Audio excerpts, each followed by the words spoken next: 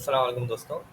आज हम लोग टाइप स्क्रिप्ट के ये 4 टॉपिक्स रिवीजन करेंगे और इनको पढ़ेंगे, समझेंगे और इनको इम्प्लीमेंट करेंगे। तो सबसे पहले टॉपिक हमारा होगा नल डेटा टाइप, फिर टाइप नैरोइंग होगा, इंटरफेस होगा और स्ट्रक्चरल टाइपिंग होगा। ठीक है। टॉपिक्स शुरू करने से पहले एक अनाउंसमेंट है जो कि हमारी क्लास में भी की गई थी। वो ये है कि जो हमारा टेस्ट आएगा वो इस रेपोजिटरी पेनावर्स की रेपोजिटरी से आएगा और उसमें जो हमारे पास स्टेप्स कुछ फ़ोल्डर्स बने हुए हैं। इसमें जो स्टेप्स हैं हमारे पास स्टेप 0 से लेके स्टेप 10 तक जो हमारे टॉपिक्स हैं, यहाँ तक हमारा सारा टेस्ट में इंक्लूड होगा। और दूसरी बात ये है कि जो हमारे टेस्ट होंगे वो एमसीक्यूज बेस्ड भी हो सकता है और क्वेश्चन बेस्ड भी हो सकता है, यानी कोड उसमें लिखने को आ भी सकता है। तो या तो कोड में एरर निकालने को दे दिया जाएगा कि इस कोड में क्या एरर है, या एक कोई कोड लिखने को दे दिया जाएगा, या फिर ये कोड एक कोड दे दिया जाएगा और उसका आउटपुट हमें बताना होगा। सही है। तो इस तरीके से हमारा टेस्ट आ सकता है। तो अगर हम लोग किसी भी फ़ोल्डर के अंदर जाएँ तो हमारे पास एक app.ts की फ़ाइल दिखेगी, उसके अंदर आएँगे और इस कोड को हम लोग को समझना होगा। तो ऐसे हमारे पास 10 फ़ोल्डर हैं या 10 से ज़्यादा हैं, कुछ के एबीसी पार्ट भी है, 0 एबीसी। इस तरीके से जितने भी ये फ़ोल्डर्स हैं 10 तक हमारे स्टेप 10 तक, तो ये हम इनमें से बहुत सारी चीज़ें पढ़ चुके हैं। लेकिन इसमें ये है कि आप लोग इसमें से भी पढ़ लेना, और आप लोग चाहते हो कि अगर मैं इन पे वीडियोस बनाऊं तो कमेंट सेक्शन में बताना। सही है। तो मैं फिर अगर लोग बोलेंगे तो फिर मैं इन पे बना दूंगा वीडियोस। वैसे तो हम लोग सारी चीज़ें कर चुके हैं, तो इनमें से कुछ चीज़ें हैं जो कि एक्स्ट्रा हो सकती हैं, तो वो आप देख लीजिएगा। ठीक है। वो वीडियो शुरू करते हैं, अपने टॉपिक स्टार्ट करते हैं। नल डेटा टाइप पे आते हैं सबसे पहले। तो नल से क्या समझ आ रहा है, मैं अपने फोल्डर में आता हूँ सबसे पहले और नल स्टार्ट करते हैं। तो नल हमारे पास टाइप स्क्रिप्ट के अंदर एक डेटा टाइप होती है। जैसे कि हमारे पास स्ट्रिंग है, जैसे कि हमारे पास स्ट्रिंग है, नंबर है, नंबर की डेटा टाइप है, स्ट्रिंग की है, एरे की है, अनडिफाइंड हमारे पास एक डेटा टाइप होती है। इसी तरीके से नल हमारे पास एक डेटा टाइप होती है। तो नल होता क्या है बेसिकली? नल का मतलब ये होता है कि खाली, कुछ भी नहीं, एम्प्टी। मतलब उस वेरिएबल के अंदर अगर हम एक वेरिएबल है हमारे पास और उस वेरिएबल को हम लोग नल दे रहे हैं वैल्यू वैल्यू वैल्यू के तौर पे, तो उसका मतलब ये है कि उस वेरिएबल के अंदर कुछ भी स्टोर नहीं है, मतलब वो खाली है वेरिएबल। और मैं आपको इसको प्रिंट कराऊँ तो हम यहाँ पे आते हैं अपने कमांड प्रोम में और मैं इसको रन करता हूँ फाइल को।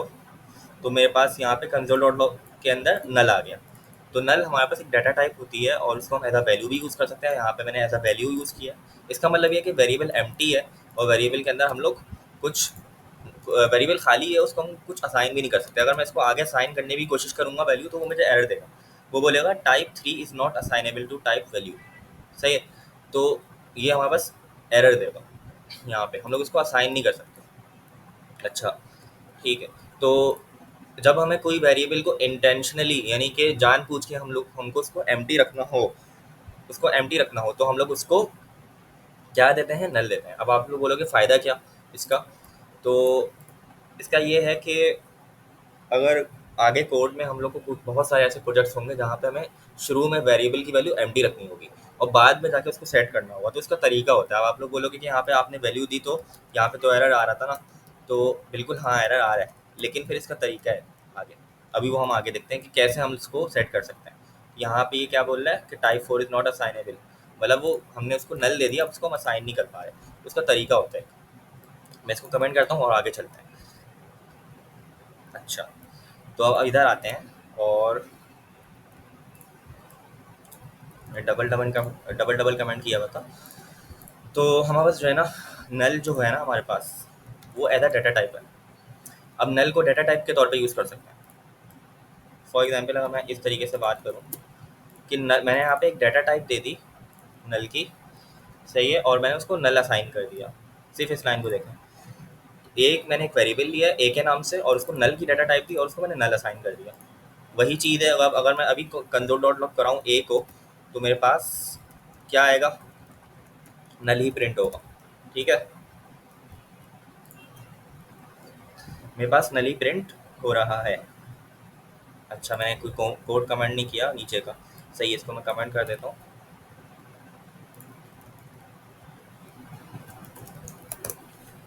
सही है, मैंने इसको रन किया और अब ये नल प्रिंट कर रहा है। ठीक है, तो अगर मैं अभी इसको इस तरीके से करूँ, अब वही वाली बात, अगर मुझे आगे जाके इसको ए 10 देना है इस तरीके से, तो यहाँ पे एरर देगा क्योंकि हमने इसको नल सेट किया हुआ है। Type 10 is not assignable to type null. तो इसका एक तरीका ये होता है कि हम लोगों ने पढ़ा था टाइप यूनियन। टाइप यूनियन का मतलब ये होता है कि एक ही वेरिएबल को हम मल्टीपल टाइप्स दे सकते हैं, जो मेरी पिछली वीडियोस में टॉपिक है, आप लोग वहाँ से देख सकते हो। तो टाइप यूनियन एक चीज़ होती है हमारे पास। तो यहाँ पे हम क्या करते हैं, पाइप का साइन लगाते हैं, एंटर के ऊपर की जो की है उसको दबा के, और शिफ्ट दबा के उसको दबाना होगा हम लोग को, शिफ्ट प्रेस करके एंटर के ऊपर वाली की को। ठीक है, तो ये टाइप नल आ गई।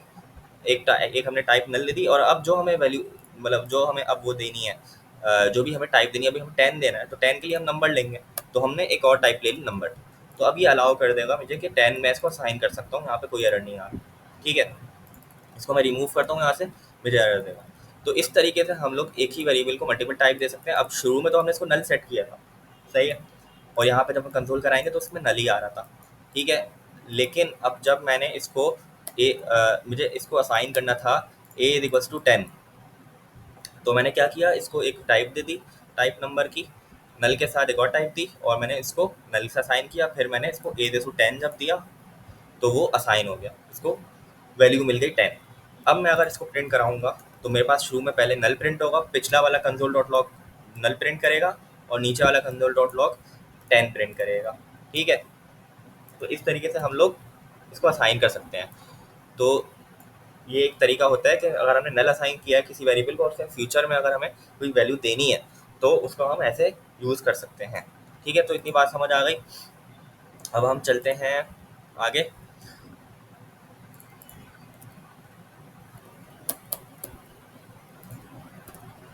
Just give me a second.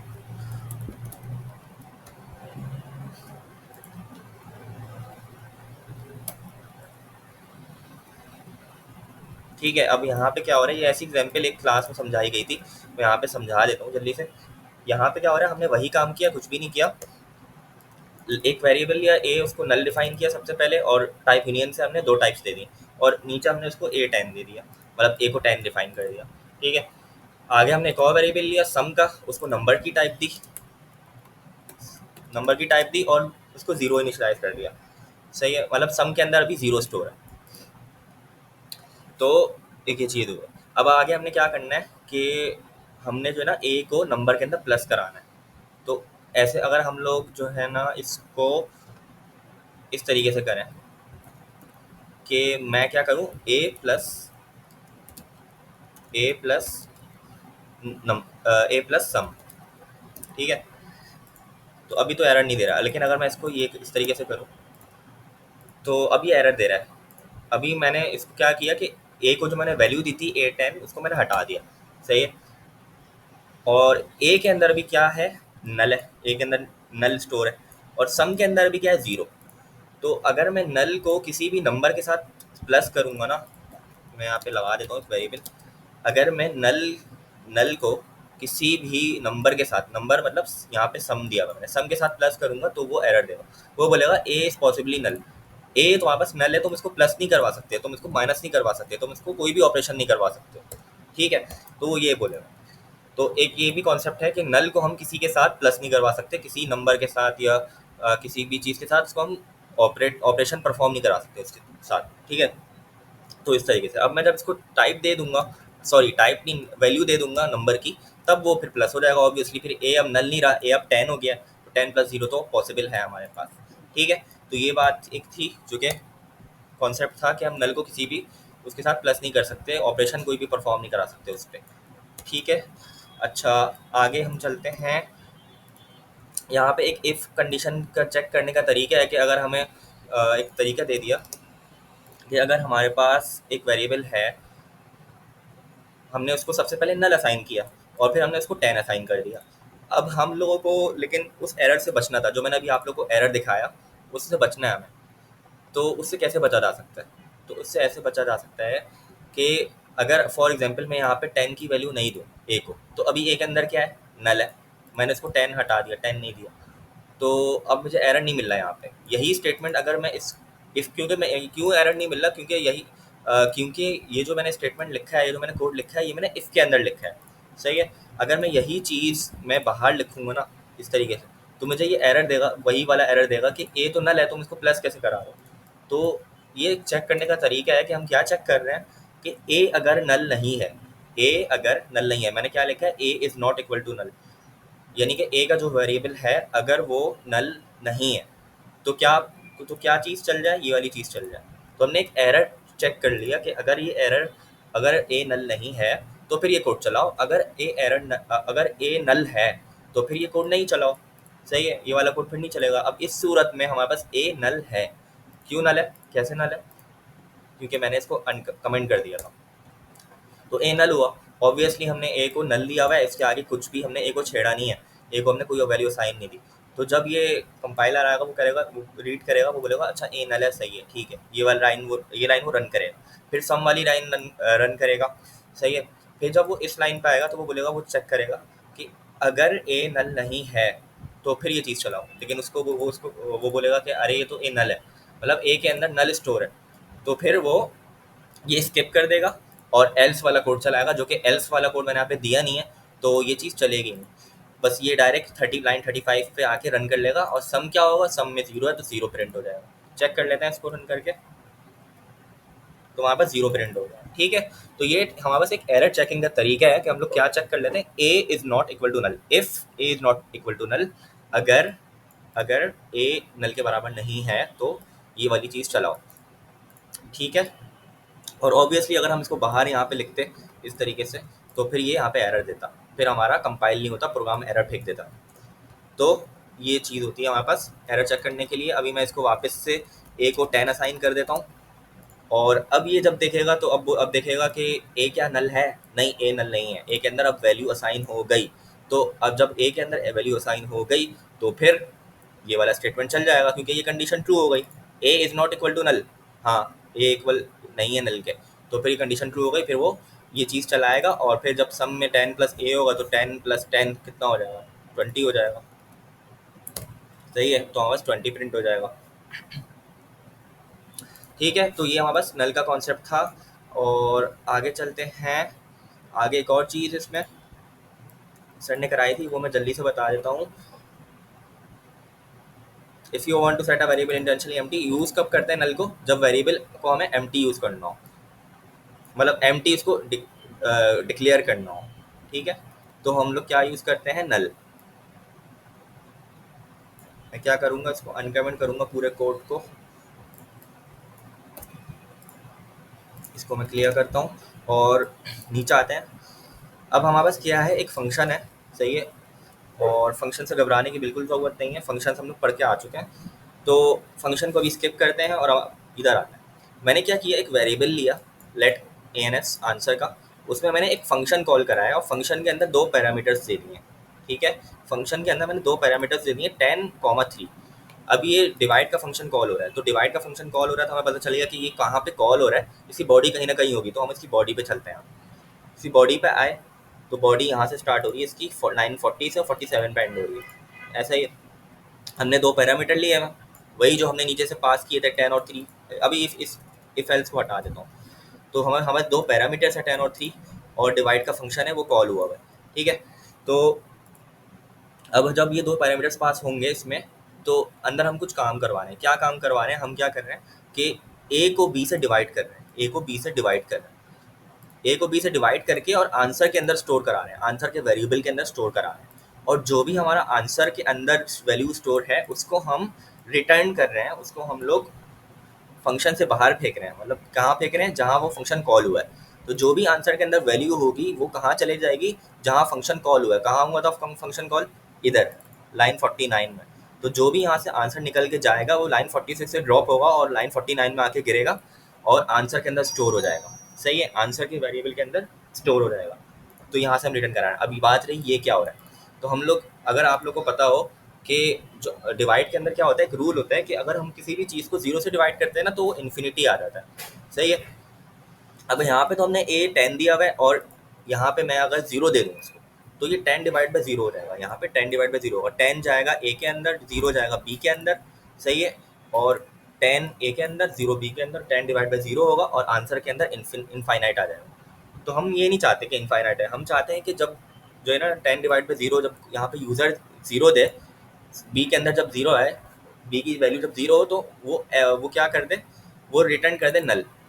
मतलब ये कि वो आगे सॉल्व ही नहीं करे, इस स्टेप तक पहुँचे ही नहीं, वो यहीं से रिटर्न कर देगा, वो यहीं से जो है ना फंक्शन को एंड कर देगा, वो आगे ये चीज़ चलाए नहीं, हम चाहते ही नहीं कि इनफाइनाइट चले नहीं। तो हमने क्या किया, सिंपल एक कंडीशन लगा दी कि अगर इफ़ बी इक्वल टू 0, अगर बी 0 के बराबर है तो क्या रिटर्न कर दो, नल, नल रिटर्न कर दो। वही चीज़ अभी जो ऊपर पढ़ के आ चुके हैं, रिटर्न नल कर दो। तो यहाँ पे जब रिटर्न नल होगा तो यहाँ पे मैंने क्या बोला था कि जब भी रिटर्न होती है वैल्यू, तो वो कहाँ जाती गिरती है, जहाँ से फंक्शन कॉल हुआ था, फंक्शन यहाँ पे कॉल हुआ था, यहाँ पे नल आ जाएगा, आंसर के अंदर नल स्टोर हो जाएगा। ठीक है, इतनी बात समझ आ गई। अब आप बोलोगे कि यहाँ पे चलो रिटर्न हो गया नल, लेकिन क्या आगे कोड चलेगा?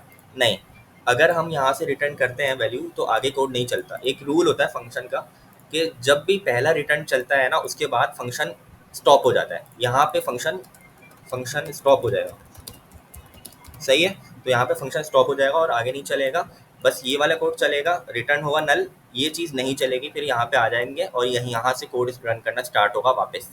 ठीक है, तो हमने एक सिर्फ सिंपल सी लॉजिक लगाई है कि अगर हमारे पास यहाँ पे तो कोई भी वैल्यू हो सकती है, इससे डिपेंड नहीं करता हमारा, लेकिन अगर बी के अंदर हमारे पास 0 आ गया तो फिर ये वाली चीज़ चल जाएगी, यानी ये वाली कंडीशन चल जाएगी और रिटर्न नल हो जाएगा, फंक्शन स्टॉप हो जाएगा यहाँ पे और नीचे आ जाएंगे, फिर नीचे से एग्जीक्यूट होगा। अब आते हैं नीचे। तो अगर मैंने क्या किया, अगर यहाँ पे मैंने एक और कंडीशन लगा दी है कि अगर आंसर के अंदर, अभी हमने देखा था कि क्या देखा था कि अगर आंसर के अंदर नल भी आ सकता है और एक्चुअल आंसर भी आ सकता है, इस केस में आंसर के अंदर नल आएगा क्योंकि 0 है।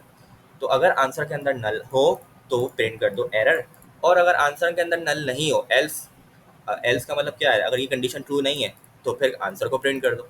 सही है, तो सिंपल सी बात थी, ये समझ आ गई होगी आप लोगों को।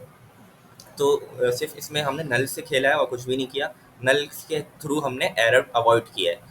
अगर हम लोग ये चीज़ नहीं करते और हम लोग यहाँ पे ये चेक नहीं लगाते तो वो क्या करता, वो इनफाइनाइट भी फिर आंसर दे रहा होता। अगर मैं इस चीज़ को रन करके दिखाऊं आप लोगों को, तो अभी एरर दे रहा है। क्यों एरर दे रहा है? क्योंकि हमने इसको 0 दिया हुआ है। मैं यहाँ पे 2 कर देता हूँ तो वो एरर नहीं देगा, फिर वो आंसर प्रिंट करेगा, वहाँ से आंसर रिटर्न होगा एक्चुअल, और वो उस आंसर जब रिटर्न होगा तो वो वाली कंडीशन रन करेगा, क्योंकि नल नहीं होगा, आंसर के अंदर नल नहीं आया, और फिर वो 7 प्रिंट कर देगा। ठीक है, तो ये चीज़ थी हमारी, ये हमारा नल का पूरा कॉन्सेप्ट हो गया। दूसरी चीज़, एक छोटी सी चीज़ जल्दी से बता दूँ कि नल और ज़ीरो का मतलब सेम नहीं होता। फॉर एग्जाम्पल मैं क्या कहना चाह रहा हूँ, इसका मतलब जो मैंने ये बात कही, इसका मतलब ये है कि अगर मेरे पास एक वेरिएबल है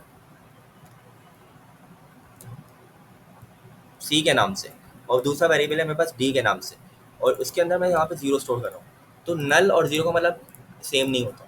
नल हमारे पास अलग चीज़ है और 0 अलग है। 0 एक्चुअल वैल्यू है हमारे पास, नल का मतलब है कि वेरिएबल के अंदर कुछ भी नहीं है।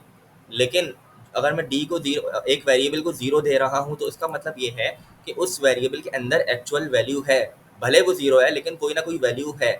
नल का मतलब है कोई भी वैल्यू नहीं है। तो अगर इसकी टाइप में मैं जाऊँ,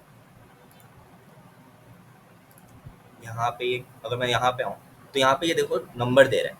0 एक किस टाइप का है? 0 जो हमारा एक नंबर टाइप का है, भले वो 0 है लेकिन वो नंबर टाइप का है। और नल जो है हमारे पास, वो उसकी टाइप होती है नल, नल की टाइप नल ही होती है। ठीक है, ये मतलब कहने का मकसद ये है कि लोग कंफ्यूज हो जाते हैं कि नल और 0 सेम है। नल 0 सेम नहीं है। 0 हमारे पास एक एक्चुअल वैल्यू है जो कि नंबर की टाइप से बिलोंग कर रहा है, और नल हमारे पास नल है। नल का मतलब वेरिएबल के अंदर कुछ भी नहीं है, और 0 का मतलब वेरिएबल के अंदर 0 स्टोर है, एक वैल्यू है, भले वो 0 है। 0 का मतलब यही होता है कि आम जुबान में हम लोग ये कहते हैं कि कुछ भी नहीं, 0 कुछ भी नहीं है इसके पास। अगर पैसों की बात करें, इसके पास 0, तो पैसे इसके पास बिल्कुल नहीं है, ख़त्म होगा 0, तो इसका मतलब यही होता है। तो आम जुबान में हम लोग इसको सेम कह सकते हैं, लेकिन प्रोग्रामिंग लैंग्वेज में हम लोग इसको सेम नहीं कह सकते। नल का मतलब होता है वेरिएबल के अंदर कुछ नहीं है, और डी, अगर मैं इस वेरिएबल की बात करूँ तो इसका मतलब ये है कि इसके अंदर वैल्यू 0 स्टोर है। ठीक है, तो ये कॉन्सेप्ट हमारा थोड़ा सा डिफरेंस था नल और 0 के बीच में। और अब हम आगे चलते हैं और अपने दूसरे टॉपिक पे आ जाते हैं, वरना वीडियो काफ़ी लंबी चली जाती है हमेशा की तरह। मैं जल्दी से नीचे आता हूँ। हमारा ये वाला टॉपिक हो गया नल डाटा टाइप वाला। ठीक है, अब मैं टाइप नैरोइंग पे आ जाता हूँ। टाइप नैरोइंग बहुत इजी कॉन्सेप्ट है। इसमें कुछ इतनी प्रॉब्लम प्रॉब्लम वाली बात नहीं है।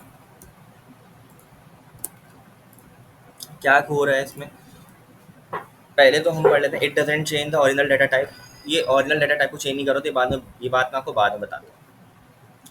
पहले क्या हो रहा है हमारे पास, मैंने एक वेरिएबल लिया सिंपल सा, मैंने एक वेरिएबल लिया, कुछ भी नहीं किया, पास का, सही है, पास एज अ पासवर्ड, सही है, पासवर्ड ले लो उसको। तो पासवर्ड या पास मैंने एक वेरिएबल लिया है, और उस वेरिएबल को मैंने दो टाइप देनी, टाइप यूनियन की, तो स्ट्रिंग और नंबर की, ठीक है। अगर आप इस वेरिएबल के ऊपर माउस लेके जाओ तो यहाँ पे बोलेगा कि इसके दो टाइप्स हैं, स्ट्रिंग और नंबर, अभी दो टाइप। तो हमने क्या किया, इसको एक वैल्यू दे दी। इसका मतलब क्या हुआ कि मैं इसको क्या दे सकता हूँ, इस वेरिएबल को या तो स्ट्रिंग की वैल्यू दे सकता हूँ, कोई सेंटेंस दे सकता हूँ डबल कोटेशन मार्क्स के बीच में, या मैं कोई नंबर दे सकता हूँ, ऐसा ही है। मैंने बाद में नंबर भी दिया हुआ है इसको, तो नंबर भी असाइन हो गया। यानी इन दो चीज़ों में से दे सकता हूँ मैं इसको, बूलियन नहीं, ट्रू फॉल्स नहीं दे सकता। ट्रू फॉल्स दूंगा वो मुझे एरर देगा कि नहीं दे सकता मैं इसको ट्रू, बोलेगा कि बूलियन इज नॉट असाइनेबल। यहाँ पे बूलियन लिखूंगा तब वो बूलियन हो जाएगा, लेकिन अभी मेरे पास, मैं इसको नहीं दे सकता बूलियन, ठीक है, एरर देगा। तो मेरे पास दो ही चॉइस है, तो मैं इसको सेंटेंस दूँ कोई, या तो मैं उसको कोई नंबर दूँ, ठीक है। तो एक ये चीज़ हो, तो कॉन्सेप्ट क्या है यहाँ पे, नैरोइंग होता क्या है। अगर आम जुबान में इसको पढ़ें तो नैरोइंग का मतलब होता है पतला, पतला हो जाना, नैरो हो जाना, सही है। तो यहाँ पे कैसे इम्प्लीमेंट हो रहा है नैरो, यहाँ पे क्या मतलब है। तो इसका मतलब ये है कि अभी हमने सबसे पहले वेरिएबल को टाइप यूनियन की दो टाइप्स दे दी थी, सही है। दो टाइप्स ही यहाँ पे शो भी हो रहा है कि स्ट्रिंग और नंबर से बिलोंग कर रहा है। तो यहाँ पे ये दो टाइप से बिलोंग कर रहा है। अब जब मैंने इसको नीचे असाइन किया ना एक्चुअल वैल्यू, यानी कि स्ट्रिंग असाइन की यहाँ पे, तो यहाँ पे ये नैरोइंग खुद ही से इम्प्लीमेंट हो गई, हमें कुछ करना नहीं पड़ा, टाइप नैरोइंग इम्प्लीमेंट हो गया। अब आप लोग बोलोगे कैसे, तो अगर इस पास के वेरिएबल के ऊपर हम लोग यहाँ पे लेके जाएं, यहाँ पे तो ये दो दो ही देगा, लेकिन अभी जब ये वाला स्टेटमेंट चल जाएगा तो उसके बाद हम लोग, अगर मैं यहाँ पे इस पास को प्रिंट कराऊँ, तो यहाँ पे मैं इसको एक सेकंड के लिए इसको छोड़ देता।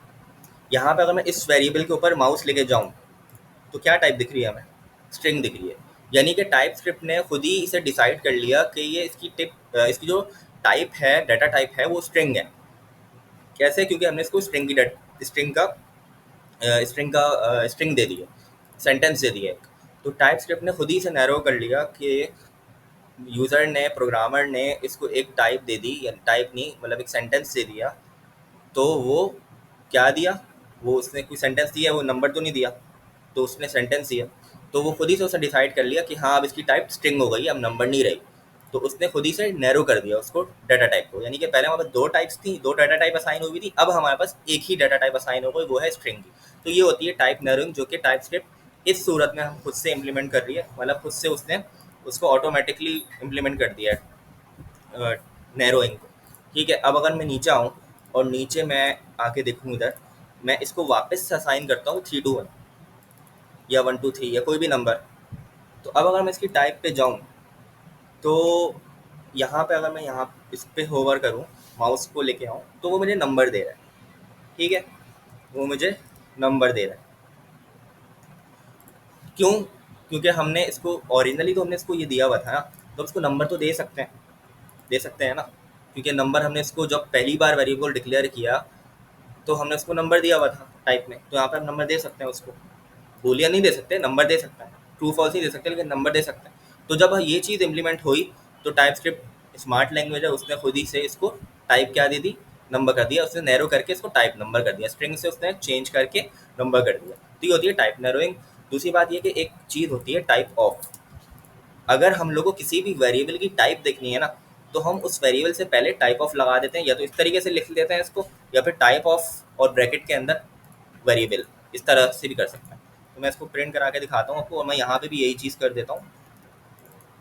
पहले हम जो है ना इसकी टाइप, यानी कि जो ज़ाहिर है इसकी टाइप प्रिंट करेंगे, और फिर 1 2 3 की टाइप प्रिंट करेंगे।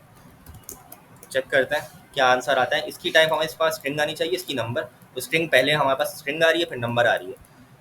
तो समझ आई बात कि टाइप नैरोइंग क्या होती है। ये दो टाइप्स थी हमारे पास, जब हमने उसको वैल्यू असाइन की, तो उस वैल्यू के बेसिस पे, वो वैल्यू क्या है, नंबर है या स्ट्रिंग है, उसकी बेसिस पे टाइप स्क्रिप्ट ने खुद ही से उसको एक टाइप असाइन कर दी, जो कि उस वैल्यू की थी। सही है। अगर यहाँ पे मैं नंबर लिखता तो यहाँ पे वो नंबर ही असाइन होता। इस तरीके से अगर मैं नंबर दूँ उसको तो वो नंबर मिलती है उसको टाइप। ठीक है, ये हमारा सिंपल कॉन्सेप्ट था टाइप नैरोइंग का। दूसरी बात मैंने लिखा यहाँ पे, it doesn't change the original data type. तो हाँ, अगर आप यहाँ पे जाओ और यहाँ पे इसको कवर करो या यहाँ पे इसको कवर करो तो यहाँ पे वो दोनों ही टाइप दे रहे हैं। इवन मैंने उसको असाइन कर दिया, ज़ाहिर असाइन कर दिया, यहाँ पे वो टाइप उसने स्ट्रिंग कर दी है। लेकिन अगर उसको मैं वापस से असाइन कर रहा हूँ तो ओरिजिनली वो क्या थी, ओरिजिनली वो स्ट्रिंग और नंबर की ही टाइप थी। तो इसीलिए वो जो है ना, हम लोग इसको बोलते हैं कि ओरिजिनली इसकी टाइप टाइप दोनों ही है। ओरिजिनली ये ओरिजिनल इसकी डाटा टाइप वही है। वो अलग बात है, हमने इसको नैरो कर दिया। तो ये ओरिजिनली टाइप स्क्रिप्ट चेंज नहीं करता उसकी टाइप को, ओरिजिनली वही रहती है।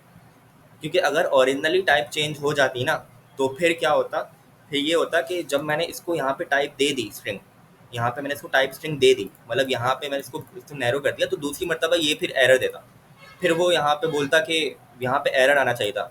अगर ये टाइप ही चेंज कर देता इस तरीके से कि ये सिर्फ यहाँ पे मैंने इसको जब से टाइप दी, यहाँ पे मैंने इसको वैल्यू दी, तो अगर मैं इसको टाइप चेंज कर देता, स्ट्रिंग कर देता खाली, तो फिर ये चीज़ इंप्लीमेंट ही नहीं हो सकती थी, क्योंकि उसकी टाइप स्ट्रिंग हो गई है, अब वो नंबर को ले ही नहीं सकता। लेकिन यहाँ पे हमारे टाइप चेंज करने के बाद भी उसने नंबर को ले लिया, मतलब नंबर को उसने स्टोर करवा लिया। क्यों? क्योंकि हमने ओरिजिनली क्या दिया था, या तो स्ट्रिंग हो सकता है या नंबर। तो ओरिजिनली उसने टाइप चेंज नहीं की थी, तभी तो ये चीज़ इंप्लीमेंट हुई। तो बात समझ आई कि ओरिजिनली डाटा टाइप चेंज नहीं होती है हमारी। ठीक है, तो ये चीज़ हमारी ये भी डन हो गई। अब हम आते हैं अच्छा, ये थोड़ा सा एक और टॉपिक है नैरोइंग का, ये देख लेते हैं जल्दी से।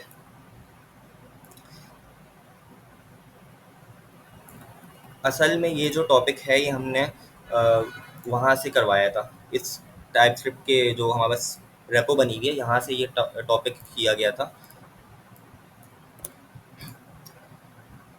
तो हमारे पास, हाँ, तो टाइप नैरोइंग हमने पढ़ा। लेकिन मेरा एक सवाल है, टाइप नैरोइंग के अंदर अगर हमारे पास, अभी तो ये ऑटोमेटिकली टाइप नैरो कर रहा था, हमने इसको वैल्यू दे रहे थे और टाइप स्क्रिप्ट ऑटोमेटिकली नैरो कर रहा था, ऐसा ही है ना। लेकिन अगर मेरे पास कोई कंडीशन आ जाए, कोई कंडीशन के तौर पे आ जाए, तो फिर वो कैसे नैरो करेगा। फॉर एग्जांपल अगर मैं इसको कुछ इस तरीके से बोलूँगा, हम लोगों ने टर्नरी ऑपरेटर पढ़ा है, टर्नरी ऑपरेटर हमने पढ़ा है ना। टर्नरी ऑपरेटर क्या होता था, टर्नरी ऑपरेटर ये होता था कि जैसे कि यहाँ पे मैंने एक मैथ डॉट रैंडम ले लिया। मैथ डॉट रैंडम क्या कर रहा है, अच्छा, जब भी ऐसा कोड आए ना कि बहुत सारी चीज़ें लिखी हुई आप लोग को समझ नहीं आ रहा हो, तो किसी एक चीज़ को पकड़ो पहले, कोई एक चीज़ को पकड़ो और उसको समझो। अब इस पूरे कोड में सब चीज़ को इग्नोर करके मैथ डॉट रैंडम को लेके चलते हैं कि मैथ डॉट रैंडम क्या है। तो मैथ डॉट रैंडम हमारे पास क्या होता है कि कोई वैल्यू दे रहा होता है। अगर मैं सिर्फ यहाँ पे मैथ डॉट रैंडम को प्रिंट कराऊँ, मैं सिर्फ मैथ डॉट रैंडम को अगर प्रिंट कराऊँ, तो वो क्या करेगा, वो कंसोल डॉट लॉग में अगर मैं मैथ डॉट रैंडम कराऊँ, वो कोई भी नंबर 0 से 1 के बीच में प्रिंट कर देगा। सही है, 0 से 1 के बीच में से 0.05 प्रिंट किया। अगली बार कराऊंगा वो अगला कोई रैंडम नंबर प्रिंट करेगा, कोई भी नंबर हो सकता है 0 से 1 के बीच में। पहली दफ़ा में 0.05, दूसरी मरतबा 0.78। ठीक है, तो हम कोई भी नंबर वो प्रिंट करके देता है, ये फंक्शन है मैथ डॉट रैंडम का। सही है, तो मैथ डॉट रैंडम सही है, हमें पता चल गया कोई भी नंबर प्रिंट करेगा 0 से 1 के बीच में। ठीक है, समझ आ गई। अब टर्नरी ऑपरेटर का अगर आप लोग सिंटेक्स याद हो, ये टर्नरी ऑपरेटर कहलाता है। उसमें ग्रेटर देन का साइन आ रहा होता है, या कुछ भी हम लोग इसमें लॉजिक देते हैं कि अगर वो वैल्यू, यहाँ पे कोई भी वैल्यू होगी, वो वैल्यू बड़ी है 0.6 से, तो क्या चीज़ हमारे पास इस वेरिएबल के अंदर स्टोर आएगी, स्टोर कर हो जाएगी खान, KHAN। और अगर वो वैल्यू यानी कि मैथ डॉट रैंडम की वैल्यू अगर 0.6 से छोटी है, तो क्या, फिर क्या स्टोर हो जाएगा, 60 स्टोर हो जाएगा न्यू एज के अंदर। ठीक है, यानी कि अगर ये वाली कंडीशन ट्रू हो रही है, यानी कि 0.6 से बड़ी है मैथ डॉट रैंडम की वैल्यू, तो खान स्टोर हो जाएगा न्यू एज में। और अगर 0.6 से छोटी है मैथ डॉट रैंडम की वैल्यू, तो फिर 60 स्टोर हो जाएगा न्यू एज के वेरिएबल के अंदर। ठीक है, इस कंडीशन पे डिपेंड कर रहा है हमारे पास, ये जो कंडीशन है इस पे डिपेंड कर रही है हमारे पास। जो भी वैल्यू स्टोर होगी वो उस कंडीशन के ऊपर डिपेंड कर रही है। मतलब यहाँ पे अगर जो भी कंडीशन है, अगर वो ट्रू है, अगर वो ट्रू है, मतलब ये वाली कंडीशन मैं लिख देता हूँ यहाँ पे कमेंट में, ये कंडीशन है हमारे पास पूरी, ये कंडीशन है हमारे पास यहाँ तक।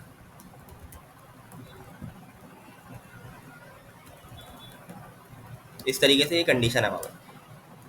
अगर तो हमारे पास ये पूरी कंडीशन का आंसर ट्रू आ रहा है तो इस वेरिएबल के अंदर क्या स्टोर हो जाएगा, खान KHN। और अगर हमारे पास इस कंडीशन का आंसर फॉल्स आ रहा है ना, फॉल्स आ रहा है, तो क्या स्टोर हो जाएगा 60 किस वेरिएबल के अंदर, इस वेरिएबल के अंदर। समझ आई बात। टर्नरी ऑपरेटर का सिंटेक्स ये होता है कि पहले हमारे पास एक कंडीशन होती है, वो ट्रू या फॉल्स में वैल्यूड होगी ऑब्वियसली, इसके अलावा कोई चॉइस नहीं है, बुलियन में ट्रू और फॉल्स होता है। अगर तो वो ट्रू है तो फिर क्वेश्चन मार्क के बाद जो भी वैल्यू है वो स्टोर हो जाएगी न्यू एज के अंदर। और अगर वो फॉल्स है, यानी कि अगर ये कंडीशन फॉल्स है तो फिर ये कॉलन के बाद जो भी वैल्यू होगी वो स्टोर हो जाएगी न्यू एज के अंदर। समझ आई बात। तो ये टर्नरी ऑपरेटर कहलाता है। ये हम लोग पढ़ के आ चुके हैं पहले, सही है, तो इस पर ज़्यादा टाइम मैं नहीं लगाऊंगा। ठीक है, तो ये हमारे पास एक कंडीशन है। अब अगर आप लोग देखो गौर से, तो अगर मेरी कंडीशन ट्रू हो रही है ना, तो अगर मेरी कंडीशन ट्रू हो रही है तो खान जा रहा है, खान स्ट्रिंग है, और फॉल्स हो रही है तो 60 जा रहा है। सही है, तो ये वेरिएबल ये कंडीशन पे डिपेंड कर रहा है कि कंडीशन पे डिपेंड कर रहा है कि क्या उसकी टाइप होगी। अगर कंडीशन ट्रू होगी तो टाइप स्ट्रिंग होगी, अगर कंडीशन फॉल्स होगी तो यहाँ पे नंबर स्टोर होगा न्यू एज के अंदर, तो फिर वो नंबर टाइप नंबर होगी। ऐसा ही है। तो इस कंडीशन में, इस सूरत में यहाँ पे टाइप ऑफ न्यू एज क्या होनी चाहिए, क्या होगी, तो देखते हैं टाइप स्क्रिप्ट क्या देती है। यहाँ पे इसने खुद ही ऑटोमेटिकली इसको देख लिया कि यहाँ पे कंडीशन है और स्ट्रिंग और नंबर दे रहा है, तो ऑटोमेटिकली उसने सजेस्ट मतलब उसने ये दे दिया कि ये तो मतलब इंटेलिजेंट लैंग्वेज है, तो ऑटोमेटिकली उससे दिया कि या तो स्ट्रिंग होगी या नंबर होगी। ठीक है, अगर मैं यहाँ पे 50 ले लूँ तो क्या होगा, तो उसने नंबर ही दे दिया, दोनों नंबर है तो ऑब्वियसली टाइप नंबर ही होगी। ठीक है, तो ये इस तरीके से यहाँ पे इम्प्लीमेंट होगी। लेकिन हमारा काम अभी यहाँ पे ख़त्म नहीं हो, हमें इसको आगे खुद से नैरो करना पड़ेगा, क्योंकि यहाँ पे तो अभी नैरो नहीं हुआ ना, ये तो आपसे यही दोनों दोनों दे रहे हैं ना, दोनों टाइप्स दे रहा है, स्ट्रिंग भी दे रहा है, नंबर नंबर भी दे रहा है। लेकिन हमें खुद से यहाँ पे टाइप नैरोइंग इम्प्लीमेंट करनी पड़ेगी। इसकी वजह यही है कि अभी टाइप्स को ये नहीं पता कि मैट डॉट रैंडम क्या जनरेट करेगा, इसको ये नहीं पता कि अभी तो खान आएगा 60, दोनों में से कुछ भी आ सकता है, चांस पे डिपेंड कर रहा है। ठीक है, तो हमें खुद से टाइप देनी पड़ेगी, तो सॉरी टाइप नैरोइंग इम्प्लीमेंट करनी पड़ेगी। तो कैसे करते हैं इसको, इसको हम इस तरीके से करेंगे। इस कोड को छोड़ देता हूँ मैं, हटा देता हूँ। इस तरीके से होती है टाइप नैरोइंग। यहाँ पे हम क्या करते हैं, हम टाइप ऑफ का इस्तेमाल करते हैं। इसको भी मैं हटा देता हूँ। सिंपल हम क्या करेंगे, हम लोग टाइप ऑफ का इस्तेमाल करेंगे। टाइप ऑफ मैंने अभी बताया था कि किसी भी वेरिएबल की टाइप निकालने के लिए हम टाइप ऑफ न्यू है, क्या दिया हमने, टाइप ऑफ न्यू एज। अगर टाइप ऑफ, अगर न्यू एज की जो टाइप है, अगर न्यू एज की जो टाइप है वो स्ट्रिंग के बराबर है, तो फिर क्या चीज़ हो जाए, ये चीज़ चल जाए। और अगर टाइप ऑफ की जो टाइप है वो स्ट्रिंग के बराबर नहीं है, कोई भी और टाइप है, या मैं इसको इस तरीके से लिख सकता हूँ, else if type of new age वो बराबर है नंबर के, तो फिर क्या चीज़ चल जाए, तो फिर ये चल जाए। अगर वो स्ट्रिंग के बराबर है उसकी टाइप, तो क्या हो जाए, स्ट्रिंग वाली चीज़ मतलब ये वाला कोड चल जाए। और अगर न्यू एज की जो टाइप है वो नंबर के बराबर है, तो फिर ये वाला कोड चल जाए। अब ये कोड कर क्या रहे हैं वो भी देख लेते हैं, लेकिन इतनी लॉजिक समझ आई। यहाँ पे हमने टाइप नैरोइंग इम्प्लीमेंट कर दी। अब मैं अगर न्यू एज की वेरिएबल के ऊपर यहाँ पे माउस लेके जाऊँ ना, तो यहाँ पे ये टाइप स्ट्रिंग देगा। इसी तरीके से यहाँ पे मैं लेके जाऊँ अगर, तो यहाँ पे वो नंबर देगा। ठीक है, तो यहाँ पे हमने टाइप नैरोइंग इस तरीके से इम्प्लीमेंट की है। समझ आई बात। कंसोल डॉट लॉग,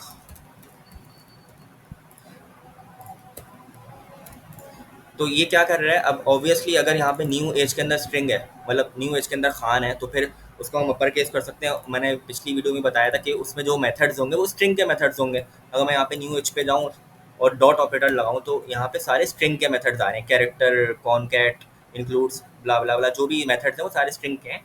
हमारा मकसद इन मेथड्स को समझना नहीं है, हमारा मकसद ये है कि स्ट्रिंग के मेथड्स देगा वो, क्योंकि क्योंकि उसने क्या कर दिया, उसने टाइप नैरो कर दी। ठीक है, उसने टाइप नैरो कर दी। तो अभी हमने टू अपर केस का मेथड यूज़ किया है, वो क्या करेगा, खान को अपर केस में कर देगा, सारे कैपिटल वर्ड्स हो जाएंगे। ठीक है, तो ये हो जाएगा। और अगर मैं यहाँ पे आऊँ न्यू एच, यहाँ पे ये नंबर है, तो यहाँ पे वो नंबर्स के मेथड भी दे रहा होगा। मैं अगर डॉट लगाऊँ यहाँ पे, तो ये सारे नंबर्स के मेथड दे रहा है। ठीक है, नंबर्स के सारे मेथड दे रहा है। तो यहाँ पे अगर मैं इस पे आऊँ, नंबर है तो यहाँ पे सारे नंबर के मेथड देगा। तो मैं 2 फिक्स का मेथड लगा देता हूँ। 2 फिक्स का मतलब ये होता है कि डेसिमल पॉइंट के बाद 2 डिजिट्स आ सकते हैं बस, और नहीं आ सकते। ये होता है 2 फिक्स का मेथड। समझ आई? तो ये हमारे पास होती है टाइप नैरोइंग। जब टाइप नैरो हो जाती है तो वो सिर्फ उसी के मेथड शो करता है। अब यहाँ पे अगर मैं आऊँ ना और न्यू एज लिखूँ और यहाँ पे डॉट लगाऊँ, तो यहाँ पे वो ऐसे मेथड देगा मुझे, ऐसे मेथड शो करेगा जो कि स्ट्रिंग और नंबर दोनों टाइप्स के लिए अवेलेबल होते हैं। तो वो यहाँ पे अगर जब मैंने टाइप नैरो नहीं की है ना, तो वो मुझे दोनों मेथड देगा, दोनों के मेथड देगा, ऐसे मेथड जो दोनों में कॉमन है, यानी दोनों टाइप्स में कॉमन है। वो स्ट्रिंग का मेथड भी है और वो नंबर टाइप का भी मेथड है। तो वो ऐसे मेथड मुझे शो कर रहा होगा यहाँ पे। समझ आई? तो इस तरीके से हम लोग टाइप नैरो कर रहे होते हैं। कॉन्सेप्ट था टाइप नैरोइंग का। फिर टाइप नैरो करने के बाद हमारे पास सिर्फ वही मेथड शो होंगे जो कि उस टाइप से बिलोंग कर रहे होंगे, यानी कि स्ट्रिंग की अगर टाइप उसको असाइन हुई है टाइप नैरो होने के बाद, तो वो स्ट्रिंग के मेथड ही शो कर रहा होगा। और यहाँ पर अगर नंबर की टाइप है तो नंबर के मेथड ही शो कर रहा होगा, स्ट्रिंग के नहीं करेगा।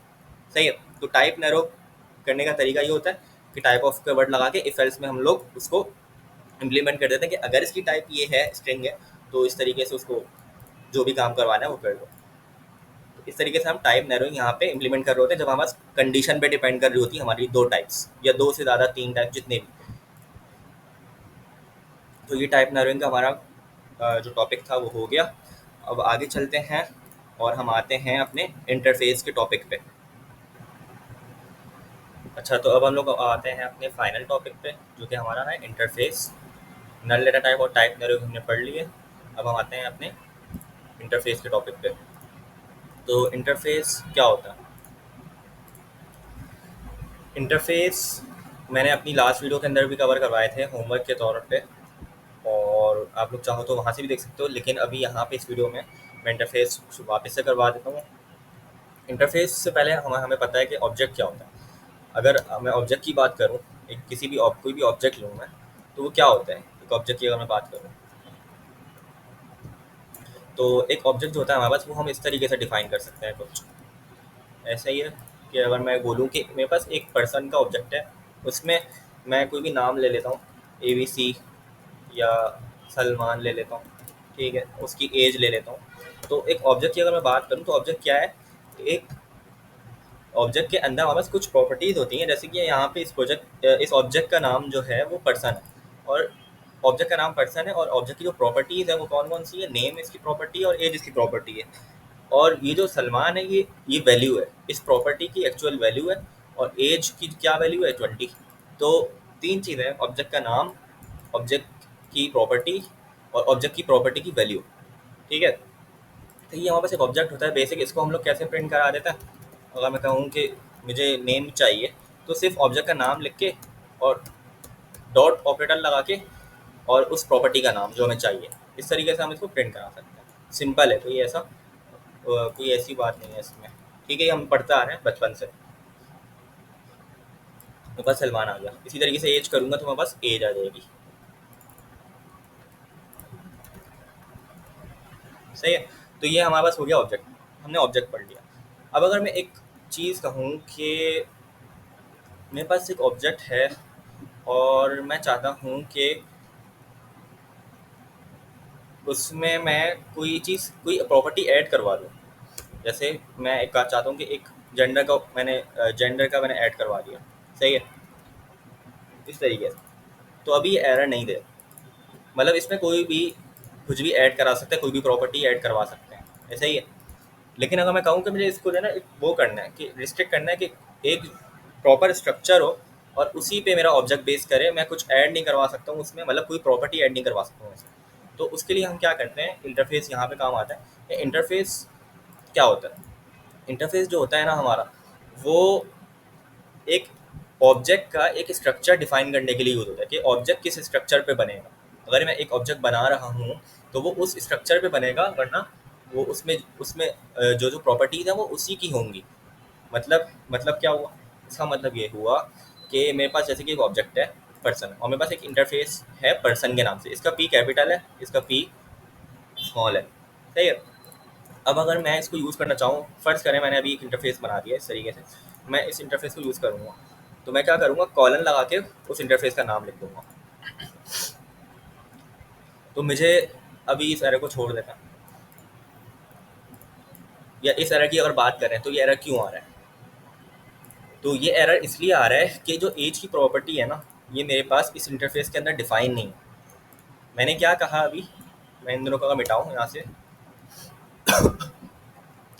मैंने ये कहा था कि इंटरफेस क्यों यूज़ किया जाता है। इंटरफेस इसलिए यूज़ किया जाता है कि हम लोग जो भी ऑब्जेक्ट बनाएंगे वो इस इंटरफेस के थ्रू बनाएंगे, और इसमें जो प्रॉपर्टीज़ होंगी ना, यानी इस इंटरफेस के अंदर जो प्रॉपर्टीज़ होंगी वही प्रॉपर्टीज़ इस ऑब्जेक्ट के अंदर होनी चाहिए। समझ आई बात?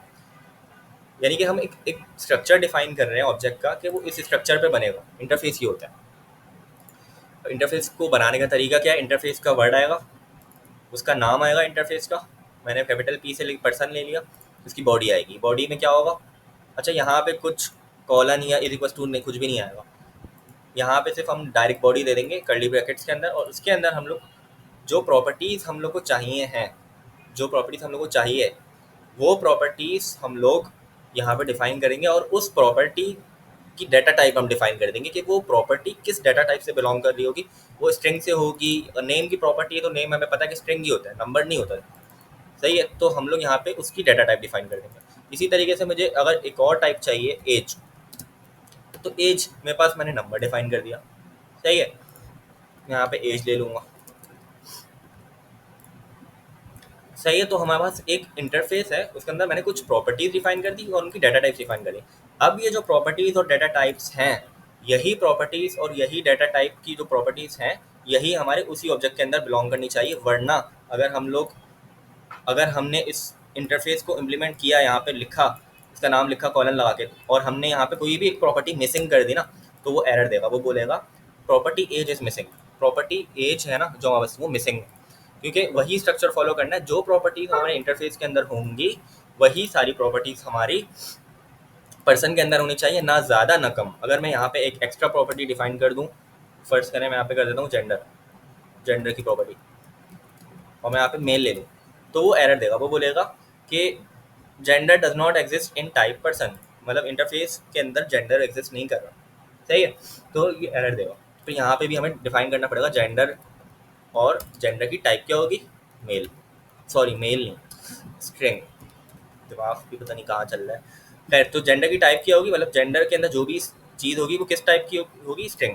स्ट्रिंग होगा ना। मेल हमारे पास सेंटेंस है, वर्ड है, एक वर्ड है, तो हमारा स्ट्रिंग होगा। नंबर तो नहीं ले सकता मैं इसको, नंबर लूँगा तो वो मुझे एरर देगा। वो बोलेगा कि type string is not assignable to number.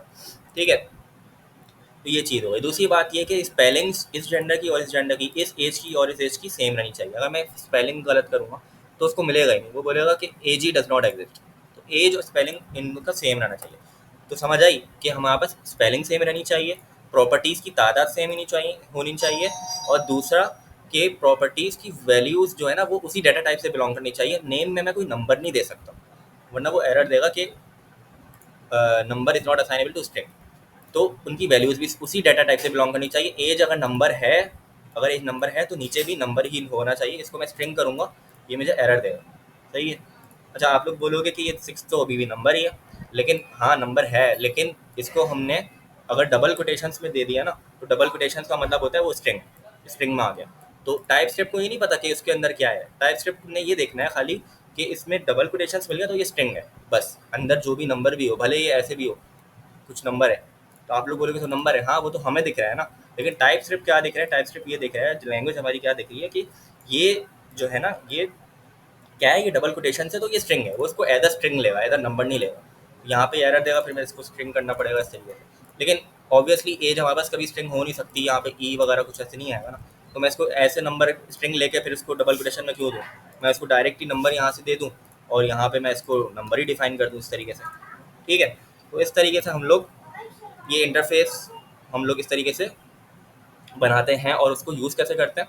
Colon object बना के, ऑब्जेक्ट बनाने के बाद उसको सिर्फ सिंपल हमें ये करना होता है, सिर्फ इंटरफेस का नाम लिखना होता है कॉलन लगा के, और अंदर सारी वही प्रॉपर्टीज़ रहेंगी और डाटा टाइप्स भी वही रहेंगी जो हमने डिफाइन की है। और हाँ, ये कर सकते हैं हम लोग कि अगर जेंडर को आगे पीछे कर दिया तो मेरे ख्याल से एरर नहीं देगा ये।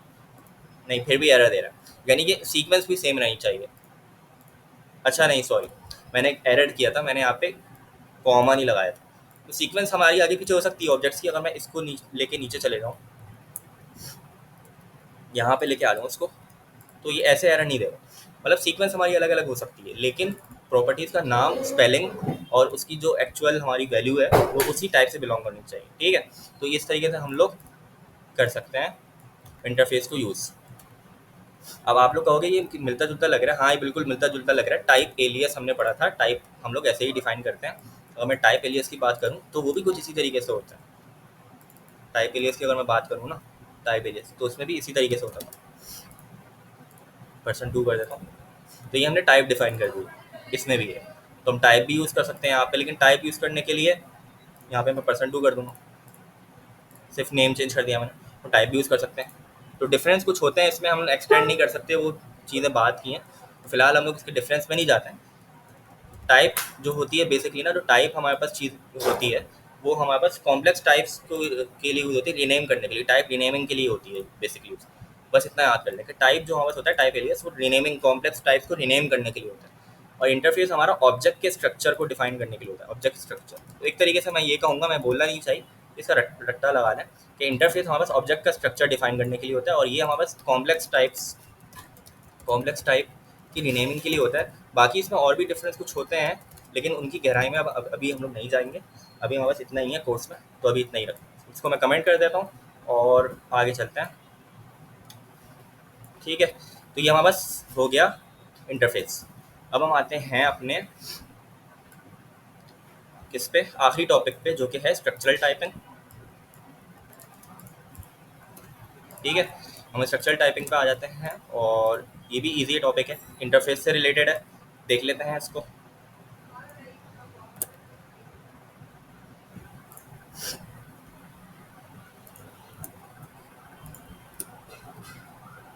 अच्छा, तो हमारे पास क्या है कि हमने दो इंटरफेस लिए, डील 1 और डील 2। ठीक है, दो इंटरफेस हमने लिए डील 1 और डील 2 के नाम से, और एक के अंदर है ड्रिंक की प्रॉपर्टी, और एक के अंदर है दो प्रॉपर्टीज, फूड फूड और ड्रिंक। सही है। डील 1 के अंदर सिर्फ ड्रिंक है, और डील 2 के अंदर फूड और ड्रिंक दोनों दो प्रॉपर्टीज हैं। मैंने एक ऑब्जेक्ट बनाया, वाहिद ऑर्डर, यानी वाहिद एक बंदा है, वो ऑर्डर कर रहा है, और उसमें मैंने उसके ऑर्डर में लिख दिया ड्रिंक कोला, और मैंने उसको डील 1 दे दिया।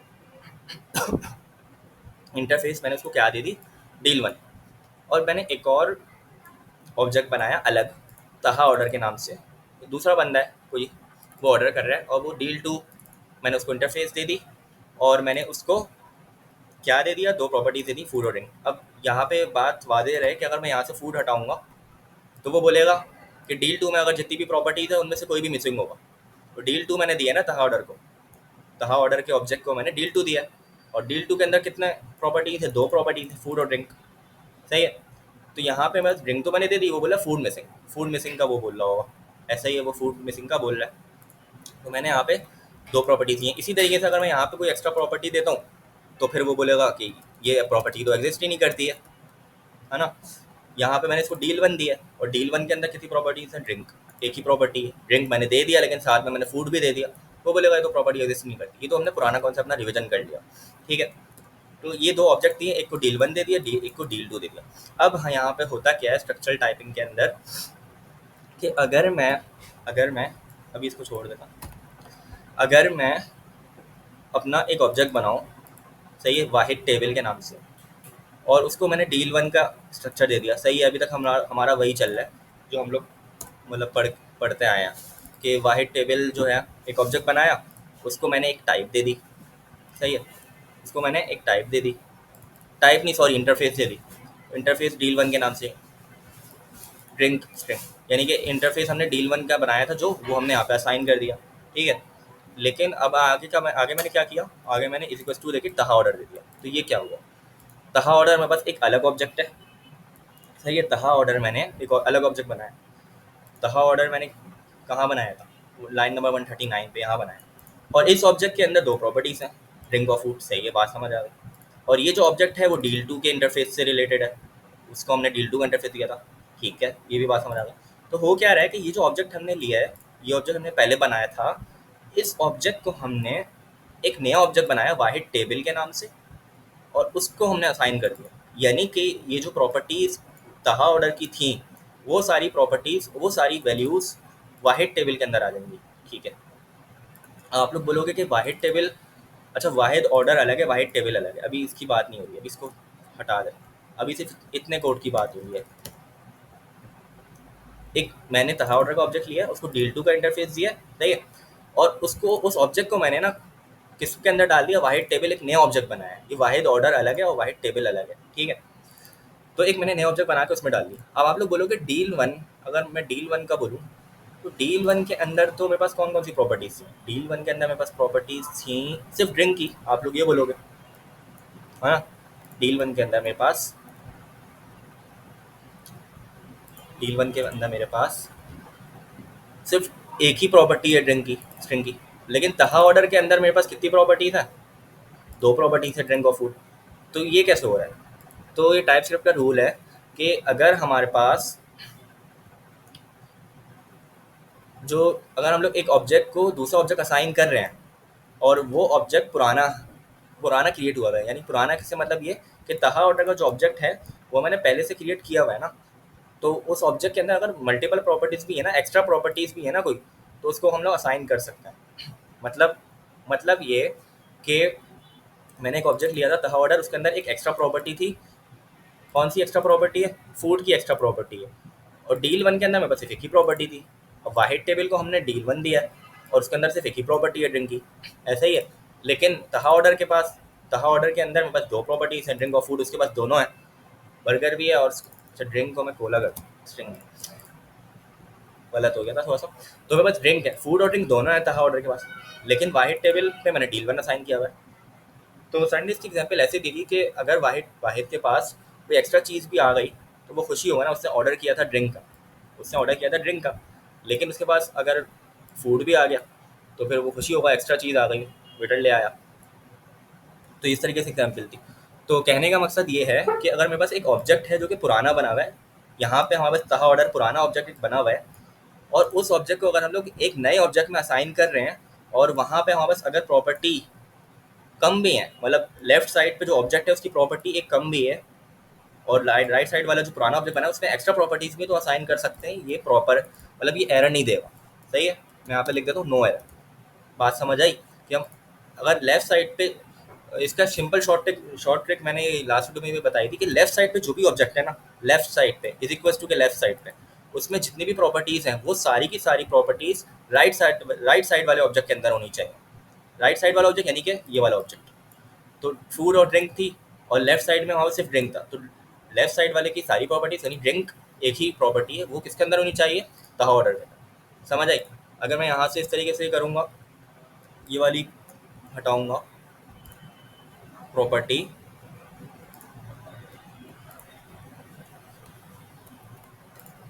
मतलब यहाँ पे मेरे पास जो लेफ्ट साइड पे ड्रिंक था वो ड्रिंक उसके अंदर भी होना चाहिए, तो यहाँ पे भी ये ड्रिंक इसके अंदर है। ठीक है, समझ आ गया। अब अगर मैं फॉर एग्जांपल इसको इसका उलट ले लूँ, फॉर एग्जांपल मैं इस तरीके से करता हूँ कि मैंने नीचे किया हुआ है ये। अगर मैं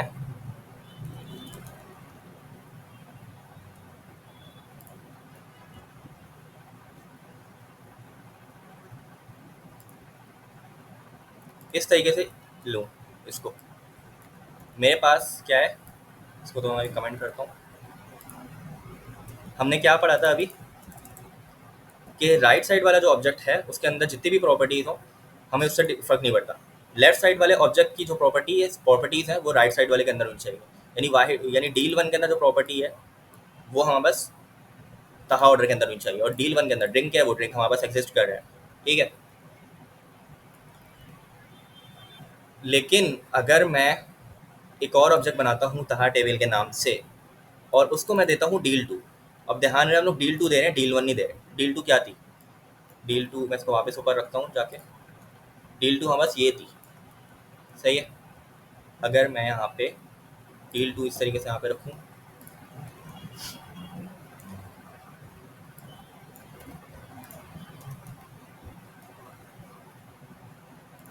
अब अगर हम लोग देखें कि मेरे पास मैंने एक नया ऑब्जेक्ट बनाया तहा टेबल के नाम से, उसमें डील टू दे दिया, तो डील टू के अंदर मेरे पास दो प्रॉपर्टीज हैं। सही है। और वाहिद ऑर्डर मैंने उसको असाइन किया। वाहिद ऑर्डर के अंदर क्या था? वाहिद ऑर्डर के अंदर मेरे पास एक ही प्रॉपर्टी है, ओनली वन प्रॉपर्टी, सिर्फ ड्रिंक की प्रॉपर्टी है। तो हमारी लॉजिक सही हो रही है कि लेफ्ट साइड वाले ऑब्जेक्ट की जितनी भी प्रॉपर्टीज हैं, यानी कि लेफ्ट साइड पे क्या है हमारा तहा टेबल, और डील टू दिया हुआ है। तो डील टू के अंदर क्या है, दो प्रॉपर्टीज है। सॉरी, ये डील टू के अंदर क्या है, दो प्रॉपर्टीज है। डील टू में दो प्रॉपर्टीज है, फूड और ड्रिंक की। तो फूड और ड्रिंक की जो प्रॉपर्टीज हैं वो दोनों प्रॉपर्टीज इसके अंदर भी होनी चाहिए, वाहिद ऑर्डर के अंदर भी होनी चाहिए। वाहिद ऑर्डर के अंदर है क्या, वाहिद ऑर्डर के अंदर तो सिर्फ ड्रिंक है। तो इसीलिए ये एरर दे रहा है, ये बोल रहा है कि food is missing in type deal one, यानी कि वाहिद ऑर्डर के अंदर फूड नहीं है, हमें फूड भी चाहिए, हमें दोनों चाहिए, हमें फूड और ड्रिंक दोनों चाहिए, क्योंकि डील टू में दोनों है ना, डील टू में दोनों है ना। इसलिए इसकी शॉर्ट ट्रिक यही है कि लेफ्ट साइड पे जो भी ऑब्जेक्ट है उसकी सारी की सारी प्रॉपर्टीज राइट वाले ऑब्जेक्ट को हम असाइन, राइट वाले ऑब्जेक्ट के अंदर होनी चाहिए, पहले से मौजूद होनी चाहिए। ठीक है, एक चीज़ ये हो गई। तो ये एरर दे रहा है इसीलिए। अच्छा, दूसरी चीज़ ये कि इसको तो मैं पहले सबसे पहले वापस से इंटरफेस को ऊपर जाके रख देता हूँ मैं, वरना ये एरर देगा कुछ। सही है, दो इंटरफेस हमने डिफाइन की थी, फिर हमने एक वाहिद ऑर्डर किया था, फिर हमने एक तहा ऑर्डर किया था, और फिर हमने इस तरीके से ये चीज़ समझ ली थी हमने। ठीक है, अब आते हैं यहाँ पे। अगर मैं एक बात कहता हूँ, अगर मैं इस चीज़ की बात करूँ,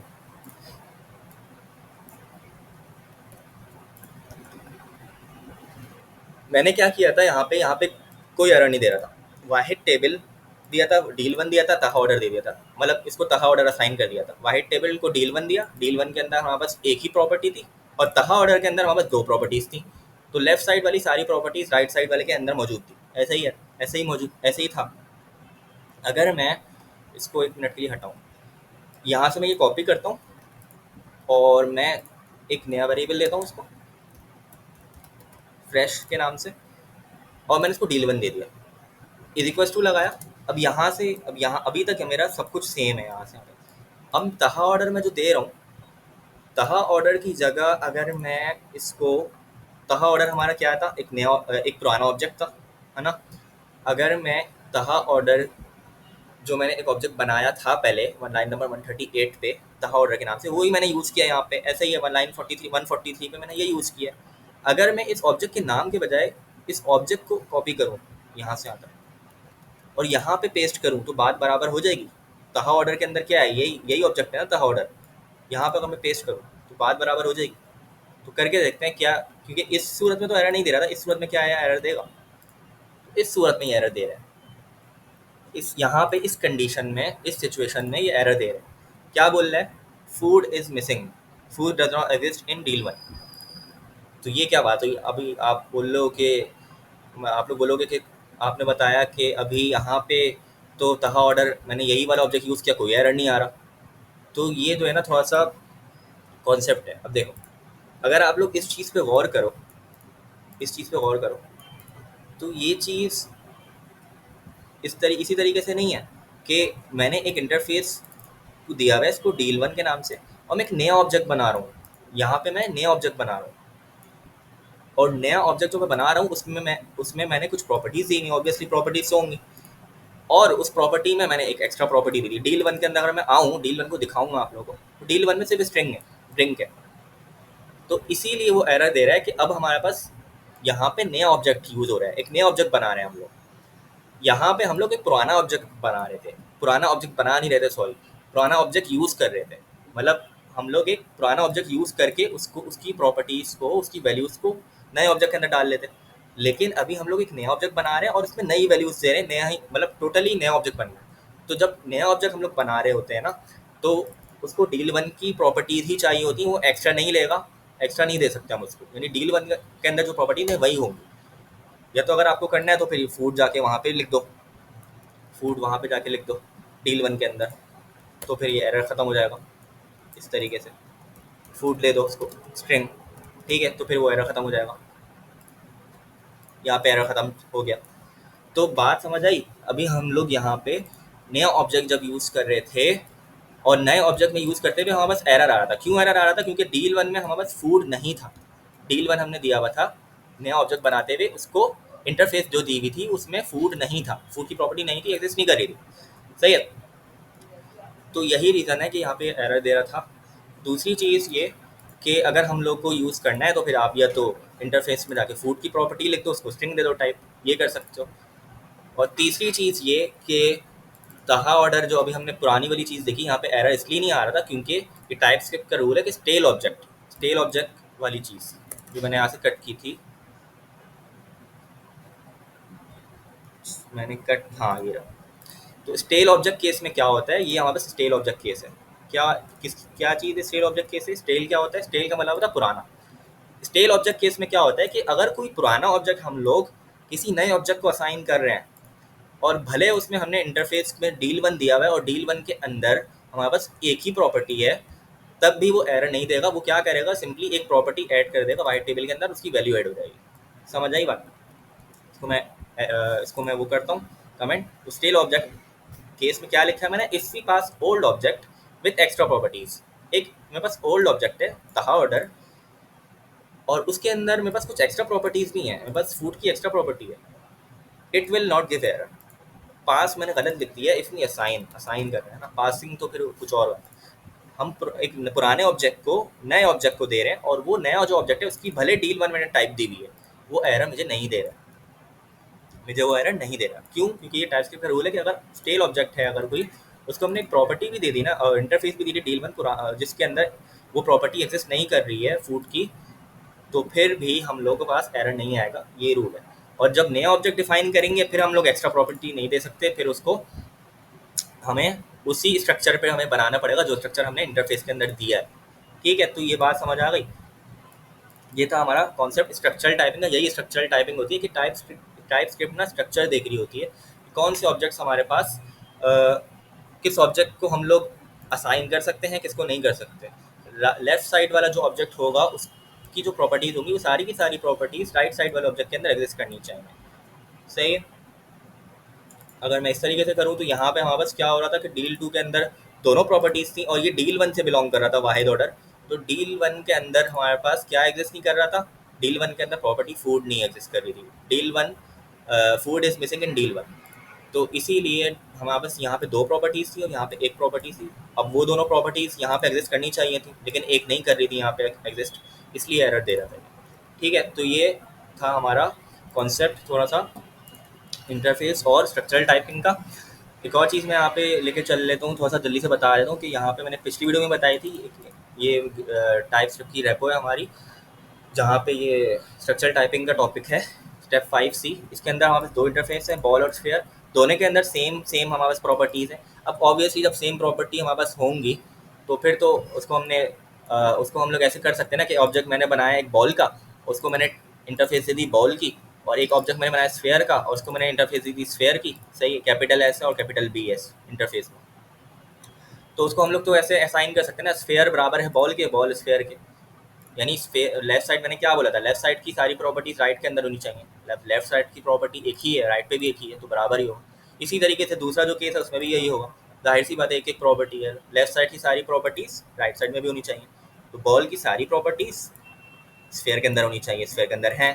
तो ये चीज़ समझ आ गई। ठीक है, इसी तरीके से अगर मैं ट्यूब की बात करूँ, मेरे पास एक इंटरफेस है ट्यूब, उसके अंदर है दो प्रॉपर्टीज, डायमीटर नंबर टाइप का, लेंथ नंबर टाइप की। ठीक है, अब मैंने एक ऑब्जेक्ट बनाया ट्यूब और उसकी मैंने इंटरफेस दे दी ट्यूब कैपिटल टी से, और मैंने एक ऑब्जेक्ट के अंदर उसकी वैल्यूज़ दे दी डायमीटर लेंथ। ऑब्वियसली ये जो डायमीटर होगा, ये वाला डायमीटर होगा, इन दोनों की स्पेलिंग मैच करनी चाहिए और टाइप भी मैच करनी चाहिए। लेंथ जो है वो भी इन दोनों की लेंथ की स्पेलिंग मैच करनी चाहिए, प्रॉपर्टीज़ की स्पेलिंग मैच करनी चाहिए और टाइप भी मैच करनी चाहिए।